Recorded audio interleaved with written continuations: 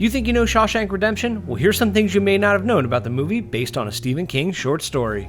And when they put you in that cell, when those bars slam home, that's when you know it's for real. Old life blown away in the blink of an eye. Nothing left but all the time in the world. Notice anything familiar about Red's cell number? The number was 237, a figure that might be familiar to Stephen King fans. Room 237 in The Shining was the infamous room where the naked, decaying older woman likes to haunt. In addition, the number also appears in Stand By Me. $2.37 was the total amount of money rounded up by the boys. I want every man on this cell block questioned. Start with that friend of his. Who? Him. Open 237. About a month after being booked at Shawshank, Andy asks Red to find him a rock hammer. Andy nervously approaches the contraband dealer who is playing catch with another prisoner. Believe it or not, this simple scene took over 9 hours to film. Throughout the shoot, Morgan Freeman threw the baseball back and forth the entire day. His arm was so sore from the endless game of catch, Freeman had to wear a sling the next day.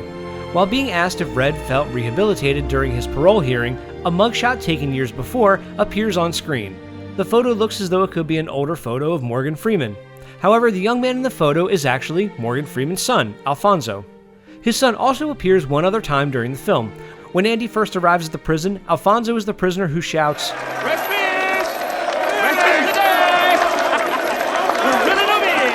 Red admits in the movie that the reason he's in prison is because he committed a murder, but the audience never receives any details of the crime.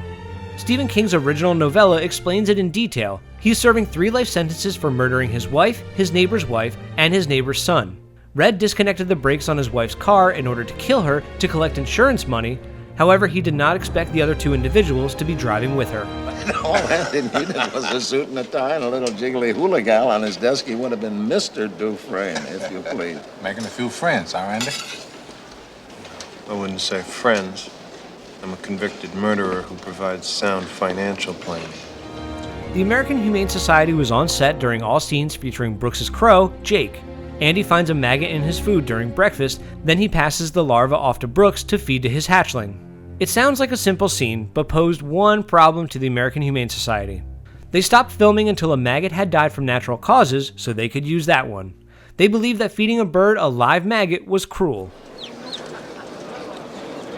Jake says thank you.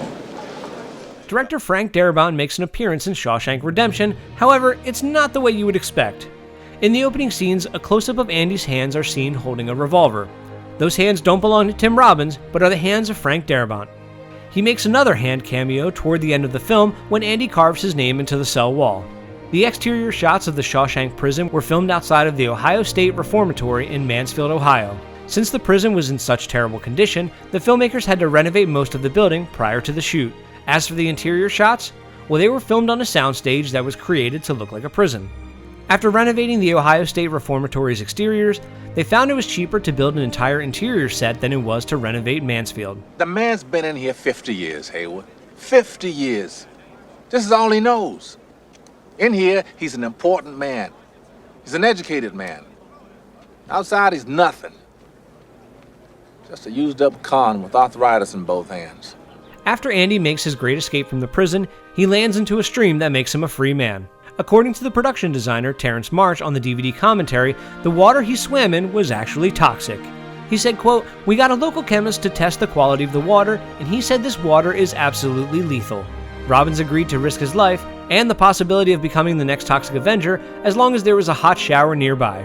This scene was actually more toxic than his crawl through the tube of poop. The muck was not actually feces, but water, sawdust, and chocolate syrup. A delicious smelling alternative than an actual poop tunnel. I have to know if what you told Dufresne was the truth. Yes, sir. Absolutely.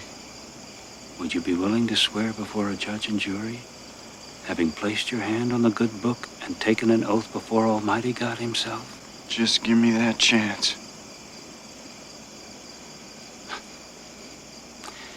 That's what I thought. Around the globe, Shawshank Redemption has had a variety of different names. Some of the more notable English translations include, in Italian, The Wings of Freedom. From Finland, Rita Hayworth, The Key to Escape. In Spain, it was called Life Imprisonment, and, we saved the best for last, In Taiwan, the film was called 1995 Fantastic. And here's a bonus one. Stephen King received a check from Frank Darabont for the film's rights. According to the Wall Street Journal, King never cashed the $5,000 check.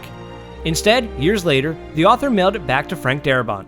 Much to the director's surprise, the check was framed and was attached to a note that read, quote, "In case you ever need bail money, love, Stephen."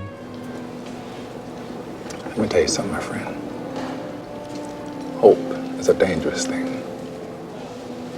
Hope can drive a man insane. It's got no use on the inside. You better get used to that idea. That's it for this episode of You Think You Know Movies. Make sure to subscribe, like us on Facebook, follow us on Twitter, and get the latest movie and TV news on ScreenCrush.com.